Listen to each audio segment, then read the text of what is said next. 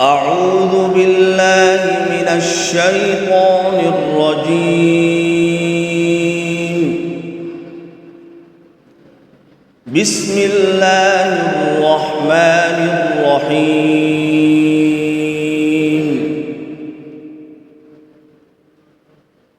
طه ما أنزلنا عليك القرآن لتشقى إلا تذكرة لمن يخشى تنزيلا ممن خلق الأرض والسماوات العلى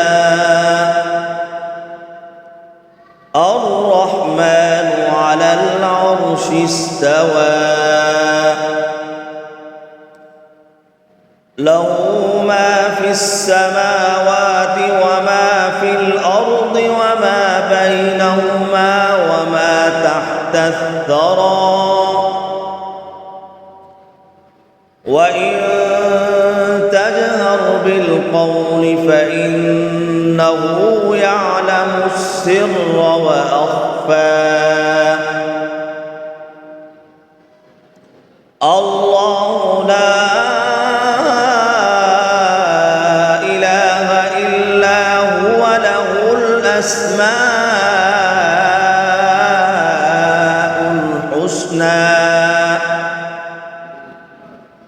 وهل أتاك حديث موسى إذ رأى نارا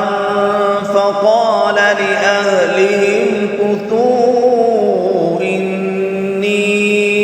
آنست نارا لعلي آتيكم منها بقبس أو أجد على النار هدى فلما أتاها نودي يا موسى إني أنا ربك فاخلع نعليك إنك بالوادي المقدس طوى وأنا اخترتك فاستمع لما يوحى إنني أنا الله لا إله إلا أنا فاعبدني وأقم الصلاة لذكري إن الساعة آتية أكاد أخفيها لتجزى كل نفس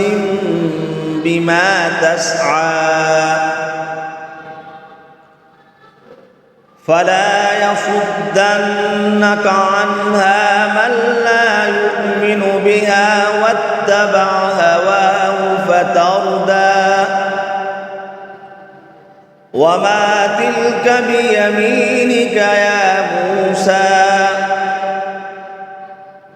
قال هي عصاي أتوكأ عليها وأهش بها على غنمي ولي فيها مآرب أخرى قال ألقها يا موسى فألقاها فإذا هي حية تسعى قال خذها ولا تخف سنعيدها سيرتها الأولى واضمم يدك إلى جناحك تخرج بيضاء من غير سوء آية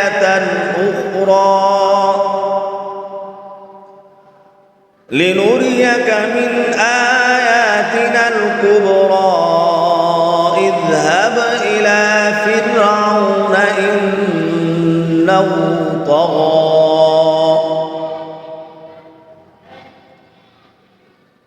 قال رب اشرح لي صدري ويسر لي أمري واحلل عقدة من لساني يفقهوا قولي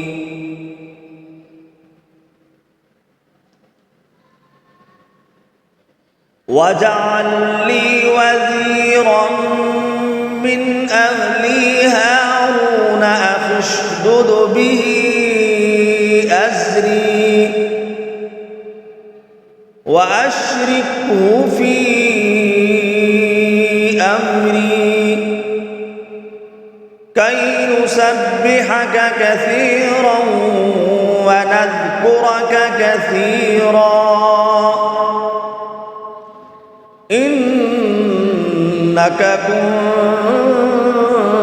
بنا بصيرا قال قد أوتيت سؤلك يا موسى ولقد مننا عليك مرة أخرى إذ أوحينا إلى أمك ما يوحى أن اقذفيه في التابوت فاقذفيه في اليم فليلقه اليم بالساحل يأخذه عدو لي وعدو له وألقيت عليك محبة مني ولتصنع على عيني